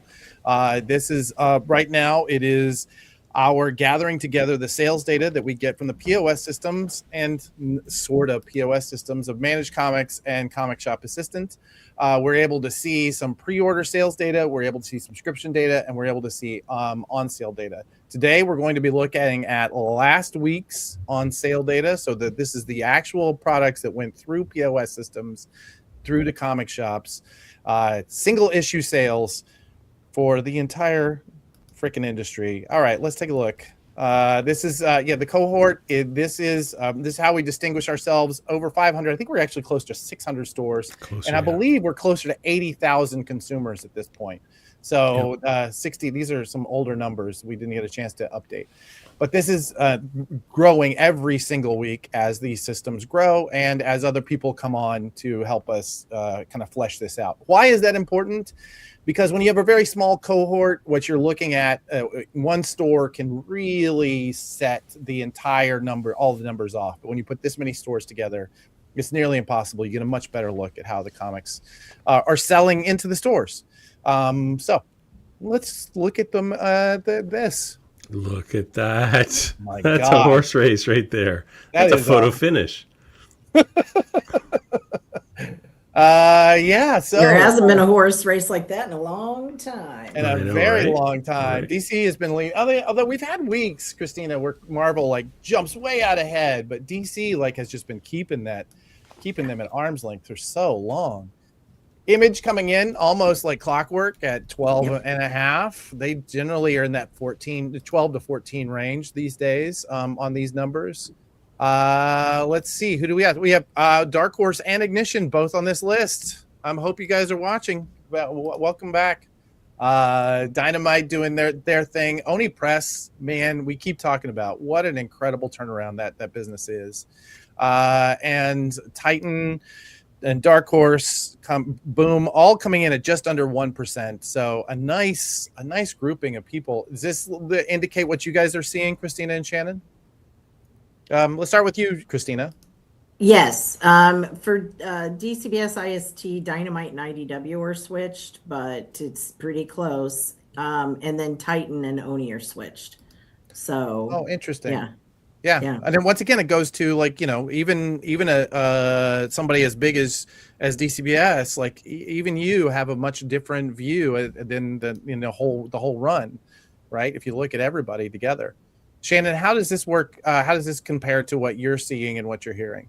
Well, from what I'm seeing, I always say we're an anomaly store. You know, I have an insane amount of like indie books that have higher subscriptions than some Marvel books. Like I have as many subscribers to Toxic Avenger as I do to like any X-Men title.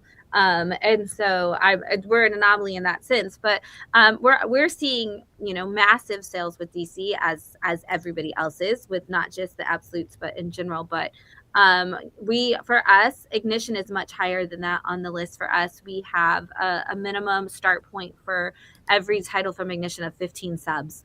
And it works up from there because we have a huge Ignition following here at our store. But we are seeing, you know, we see a lot of traction in those things. So for us, I would say like Ignition comes right under Image. Our Image sales are higher than 12%. Our Image really, it runs really, really high up there. Sometimes it's above Marvel for us with Image, just because we do have such a huge indie market. And we see a lot of, you know, the Dynamite books sell from those, all the nostalgia point books. But we're definitely seeing a lot of Oni with their new titles, a lot of Dark Horse with their new titles and things like that as well. Awesome. I will say, so looking at the list, what we're seeing obviously is not surprising. Absolute Wonder Woman and Absolute Martian Manhunter are the top two. Absolute Wonder Woman looking at 34 copies per store. Absolute Martian Manhunter 25. Punisher #1 coming in at number 3 with 22 copies per store. Amazing Spider-Man Venom Special.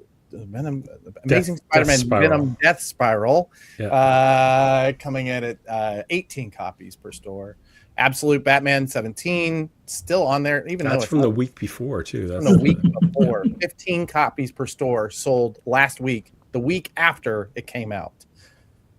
Incredible. I think as I'm scrolling down, I'm looking for who is Image enters the list at 21 with Universal Monsters Phantom of the Opera. And I apologize. Normally I try and do this ahead of time, but you're getting me live. Conan the Barbarian at number 36 from Titan Comics. And then it really, IDW enters the chat at the Rocketeer, The Island at number 1 at number 42. Surprisingly strong too. Like that was a really strong book. Don't sleep on that Rocketeer. It is a public domain dream come true. There is that is every public domain thing that you didn't know you wanted to see come together in that book in a cool way. Here's something interesting. Murder Drones came in at number 45. Murder Drones #1 came in at number 45 from Oni Comics at 6 copies per store. However, it comes in behind on the list for total sales. It comes in behind Wolverine Weapons. It only had 4.5 copies per store.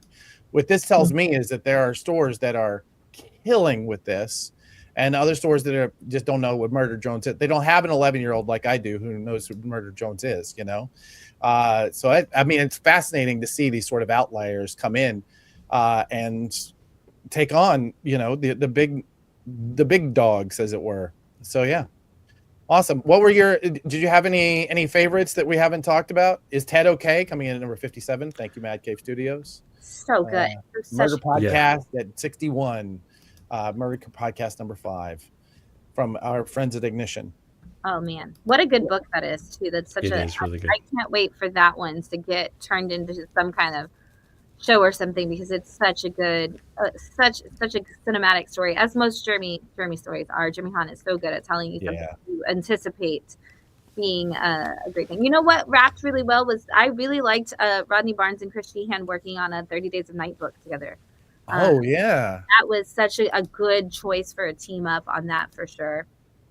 I'm trying to think. I'm looking at my list from last week because I read 2 weeks together. So for Wind Down Your Weekend, if I miss a week, like when we're gone at something like ComicsPRO, I have to do both weeks together. So that's why I read 77 books on Sunday. So I'm like, which ones were this week and which ones were the week before? Like my brain is like, I don't remember which one goes which, but I don't even know how you remember everything you read. Oh man, maybe it's because I'm so old now. I don't know. People always ask too. They're like, "Where do you hide the notepad on Wind Down Your Weekend for all the books?" And I'm like, "I don't write anything down." Like, I don't know how you retain it. Like, I genuinely, I will read some that where I'm like, "This is one of the best books I've read in how long?" And the next week, you could ask me what it's about, and I'd be like, "No idea." I have to go back and look at it to see. Like, I'm impressed by that. Yes, I will say I accused Jeremy and Philip of creating murder podcasts as bait for Christina. Yeah, no, they totally did. Because what they did is they finally listened to me, because I've been telling people to make a book like this for like 5 or 6 years at least, and no one has listened. And I'm like, if you want to get female readers into your stores, you do true crime stuff, and Murder Podcast is perfect for that. It is absolutely perfect. True crime and romantasy. We need more of That's those right. things. Well, I want us to get more smut comics too. Like, come on. Amen. Which, that said, is anybody reading Aerotech, which is was not out last week, but was out 2 weeks ago? It's from SHP's Mature line. It is about a woman who works for a company that produces sex robots, but it's actually like, so you have all of the like smuttiness of that, but it is actually a commentary on how women are treated in the workplace, because she is the executive in charge of the project, and they keep like just running over her and trying to like push her out. And you've got the skeezy man that comes in and is like seducing her to try to like be like, "Oh no, I'm just here to be your business partner." But then he's like, "Oh, by the way, like I have all of that information now to use against you." And so it is like a book that we're not seeing anything like that. And I'm like, and everybody that picks it up is like, "Oh, well, it looks like it's really anti-feminist because like sex robots are on the cover with their boobs." And I'm like, read it, go sit over there, adult, and read it in the corner and tell me how it's not actually. It's like such a good, again, commentary on. I love it. Megan, what's it called? Aerotech from SHP. I will say, as somebody who is a fan of the smutty comics from way back, I do say that I do struggle with being the pervy old guy in the room, like when we want to talk about this. So we're gonna have you guys back when we do talk about it. Obviously, you know what? Maybe we'll just have an entire Comic Industry Insiders Live that's just you and Bree talking about the return of smut comics. So Brian and I don't feel like the pervy guys. We'll just have to go away. Megan on the show. Megan needs to be there with us. Megan, 100%, please. More Megan, less Adam. I agree with that. There we go. Awesome. Okay. Well, and yet another good week for comic shops. Yet another good week for growth. Thank you, Christina, for all the work that you're doing in that realm. Thank you, Shannon, for all the work that ComicsPRO is doing, and thanks for coming on the show today. Of course, we're really looking forward to building this out with both of your help, because I think this kind of information is absolutely necessary for us to grow as an industry. So, thank you for coming on the show. I appreciate it. Thanks for having us. I have to say before I go, you said we all had to give our little classified ads. So to Christina's point, I would run a classified ad that says "Wind Down Your Weekend with Shannon." I read all the books, so you don't have to. I'm saying for $1 a word, you could go into CTM number 2. Gabe, if you are not already in the comments with your email, I don't know what's going on, my friend. Get that email out there. It's gabe@pranadm.com. Thank you, Christina. Thank you, Shannon. And looking forward to next time. I have no doubt there will be one. Awesome. All right. So let's get into our FOC. The final thing in our show is the final order cutoff. This is a thing, something that I've actually really come to really enjoy, which is a short video package about a book that's coming up on FOC. Retailers, you are making the choice this week to order this. Fans, you should be in there 100%, making sure that retailers are ordering it. After you see this, you're going to want it. And this is always led, as always, by our friend Keith Davidson. Let's run that package. Hello, welcome to the Final Cut, where we take a quick look at upcoming projects headed to final order cutoff. I'm your host, Keith Davidson, Prana's direct market specialist, and I'm joined this week by Austin McKinley, the writer and artist of the original graphic novel Riot Force. Austin, welcome. Hi, Keith. Thanks. Good to be here. So let's lay the foundation for our audience. What is Riot Force about? Riot Force is about a maverick, wisecracking team of crime fighters who have to stop a mad bomber from destroying the city, only to discover that the mad bomber is funded by the same corporate power that signs their paychecks. Well, now this is a wild, over-the-top action book with far-out characters. What do you love most about this kind of storytelling? One of the things that I think makes cartooning so powerful is it has the ability to transcend language. Obviously, I have access to the written word, but I can also show you how a character feels, and that activates mirrored neurons. We had the ability to understand faces before we ever had a spoken language, and so cartooning can cut right to the heart of how you're meant to feel in this situation, and it's a collaboration, it's a conversation with the reader because they're reading it at their own pace and they're imbuing it with their own personality and taste. Are there other comic titles in the marketplace, or perhaps TV shows and movies that you feel have a similar kind of feel to Riot Force? Obviously, it's heavily influenced by 80s cartoons like G.I. Joe, arcade games, action movies like RoboCop and The Running Man. It's also kind of got a subversive streak. It's a little bit of Judge Dredd, 2000 AD, the kind of thing that navigates moral complexity and explores the dark side of corporate power. So let's talk about the audience for Riot Force. Who do you think will love to read this book? Teenage boys. At least that's the idea. This is a story that I've been wanting to tell since I was first drawing comics in 3rd grade. These characters have been with me my whole life. It's very much aimed at a teenage sensibility, but it's filtered through an adult perspective. So anybody who likes themes of contextual justice and team dynamics and playing with comic book tropes in this subversive way is going to love this story. That's who Riot Force is for. Now, are there any last words that you'd like to share about Riot Force?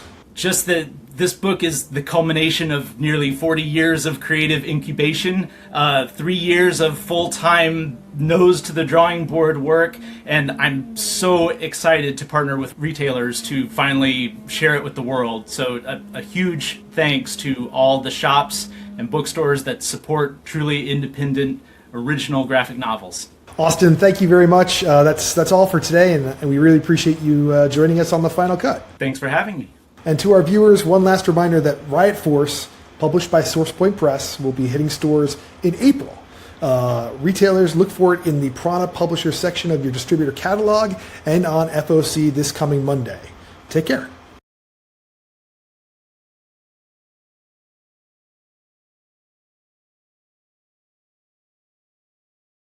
And we are. Here we are. I wasn't sure if Blake was still there or if he had a power outage. I know he's got a meeting to go to soon. Blake, thanks so much for all you do. Yes. You're the best. He truly is. Thank you. Awesome. Well, let's looks really fun, eh? Like there's a whole bunch of books like that are kind of entering the market right now. There's one called Robo Wolf that looks like the fever dream of Eastman and Laird, honestly. It's like absolutely crazy. So it's fun that this kind of stuff is coming. This does give us an opportunity. So yes, if you want to hit the next slide, these kinds of books are available now, and you get an opportunity to really support them and push them into the stores, and which gives us greater diversity of product in the stores. It gives the new creators a chance to get a foothold, and it gives the stores even better representation of everybody. So yes, Riot Force in the stores. Here are, if you want to pause this right now, you can actually take down those order codes for Lunar, Universal, and Diamond UK FOC on Monday. Thank you for ordering early and ordering often. Awesome. Okay. Yeah. Did you enjoy hearing about the books that were out last week and how well they did? Well, every week in the Prana Bullet, which is the newsletter we put out on Fridays, we give you the top 400 best-selling single-issue comics in comic shops on a live basis, very nearly the week before.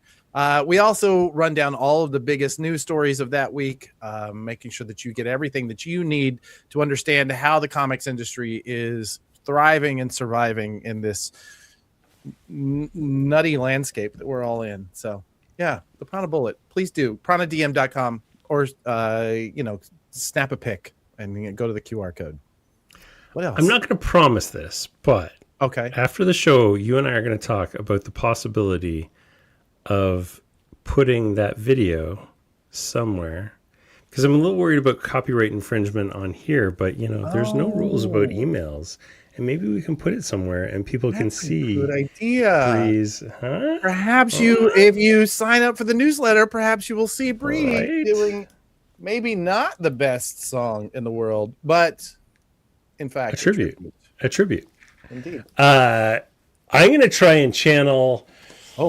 Blake. Let me see if I can do it. Oh my God, you guys! Negative Burn, multiple award-winning anthology returned. It's on Soup right now. The campaign is still going. You got to get there. There's a limited edition metal variant available. Oh my God, it's Negative Burn. Why aren't you buying it? Just go and hit the button as many times as you can. Just a second. I don't know how he does that, man. I am legit out of breath right now. Sorry, folks. Sorry. Yeah, Negative Burn. It's on Zoop. Wow. Award-winning anthology. Still, I think it's still got a few days to go, so get in there and order it. Blake's buzz is what's going to happen to my speaker now. That's incredible. I know, it was really loud. I was trying to pull back as far as I could, but I didn't know how far back I had to pull. But yeah, well, you know what? I bet you we got attention from people, so there we go. You woke everybody up. All right. Sure. All right. Back to my dulcet tones for the next. Oh, God. Yes, this is on its closing days. Please do check out Negative Burn. Absolutely. Because it's been a fantastic campaign, and I'm so glad you guys have been able to support it. And you haven't. You have a very small window, so go check. Isn't there also something special about the metal variants? Am I wrong on that, or was there? That's being played with. There's something that might come out about the metal variants. Don't you? There's some pretty cool stuff. So get on there and check out the campaign for Negative Burn. Just go to zoop.com and Joe Pruitt put together this incredible book. Oh yeah. All right, we've got some secrets. Yes. I'm not sharing them right now. They're very close to being released. I'm not allowed to say them. That's why my mouth is redacted. But you go to managecomics.com, click on the Get Started. You'll get into our email list. And as soon as these secrets are released, you'll be the first to know. I haven't been this excited about Managed Comics in a long, long time. I've shared some of the plans with Adam. I've not shared some of the plans with Adam. Let me just say... boy. Yeah. And I'm smart enough now to know not to overpromise. So all I'm going to say is there's some really cool stuff coming up, and you should get on that list and find out more.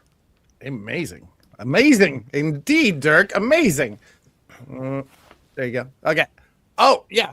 Comics the Magazine #2 also on FOC on Monday. This coming Monday. Why didn't we do a video package for Comics the Magazine? I didn't know that it was this coming Monday. I thought we had a week. This whole episode should have been Comics the Magazine. What are we doing? Man, I'm so we were going in a lot of different directions.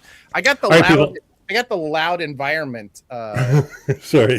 From my watch. I'm not going to channel Blake's buzz, but I will tell you, I have in my hand right here the first issue of Comics the Magazine, and I will tell you, having gone through every single page of it, look at how beautiful this thing is.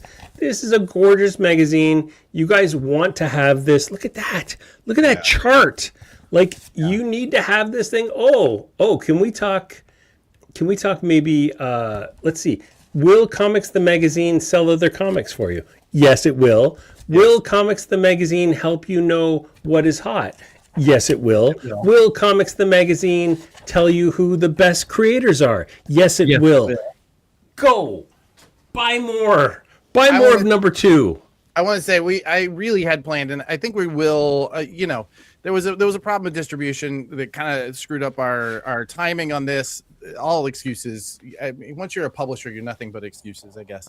But I will tell you that one of the things I'm most proud of in Comics the Magazine is that on the last page, if you want to hold that up, the last page of every issue is going to be an order form in which we outline every single book that we have promoted or talked about or reviewed inside of that book. If you have an ad in that book, you're on the order form.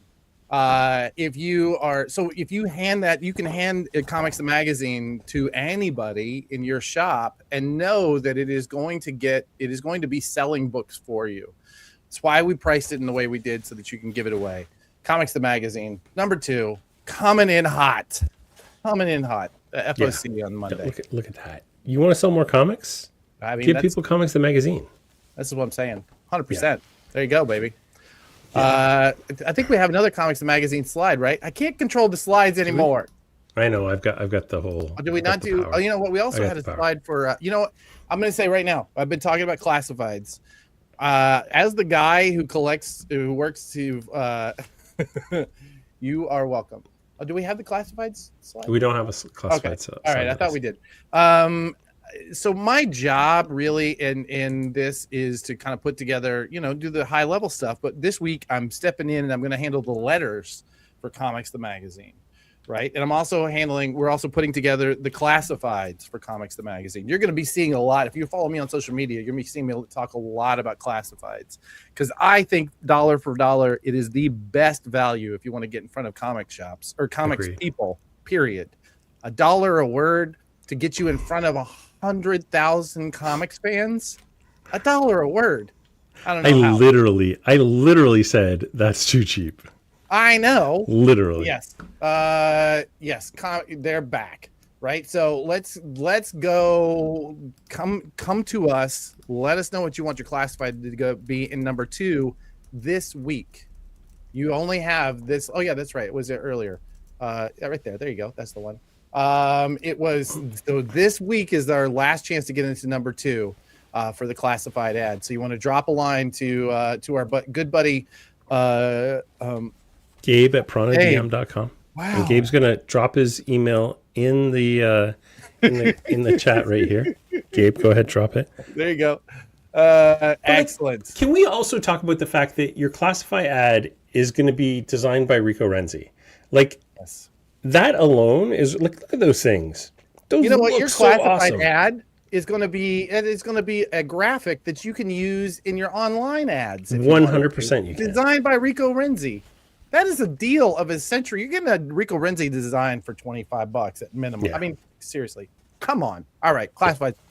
Also, letters to the magazine. For those of you who've already seen it, please send us letters. And I'm including you, Brian. Send us letters, because we're putting together the letters column right now. And as opposed to the first one, we don't have 6 letters from Chip Zdarsky to fill up that space. So I got to tell you, I shared it with Bob Murphy last night. I shared the magazine with Bob Murphy, and he has got some words. Wait a for minute, you. So Bob Murphy of Murphy's Apple Juice? Yeah, Bob Murphy of Murphy's Apple Juice. He and I are tight. When I was in California, I jaunted up to Modesto to visit him real quick, and I dropped him a copy, and he and I were talking last night, and he's got some words. So you may see a letter from to the editor from Bob Murphy. I'm looking forward to that. And I'm not saying that Bob. I would love to see a letter from the editor, but maybe Murphy's Apple, the current regime, maybe they need it classified, because we need to balance that out. I don't know that I'm allowed to talk about that other group. All right. I'm just saying if they're fans, I know Bob's always watching me, so I gotta be very. I hear that. I'm just saying sometimes they watch the show. All right. I feel you. Yeah. All right. Is that all the CTAs? I think that's it. Yeah. Let me just do a real quick pass through this slide deck, real quick. God. I don't know if you know this. We went a little over. Yeah, 39 minutes. Okay. Awesome. All right. You know what? You know what the thing is? I was just thinking about this, Brian. The people who are watching this right now, who are in a comic shop, right? Maybe this being shown, and they're like putting together a stack of comics right now that they're going to take up to the counter, and they're going to say, "Hey, I also want to subscribe to some of these things." You know what we should say to them? Probably thank you. Yeah, that's right. Absolutely. And the person who rings up that and then diligently works with the POS system that was incredibly well designed by somebody who knows how comic shops works. And I don't do POS systems. And adds all those pieces to their subscriptions, to their pull boxes. You know what I say to them? I say thank you. Absolutely. And to their boss, yeah, go ahead. Oh, I was just going to say to the people that are out there that are out there and they're in those 4-color mines and they're out there and they're supporting the Kickstarters and they're out there doing the God's work. I mean, thank you, people.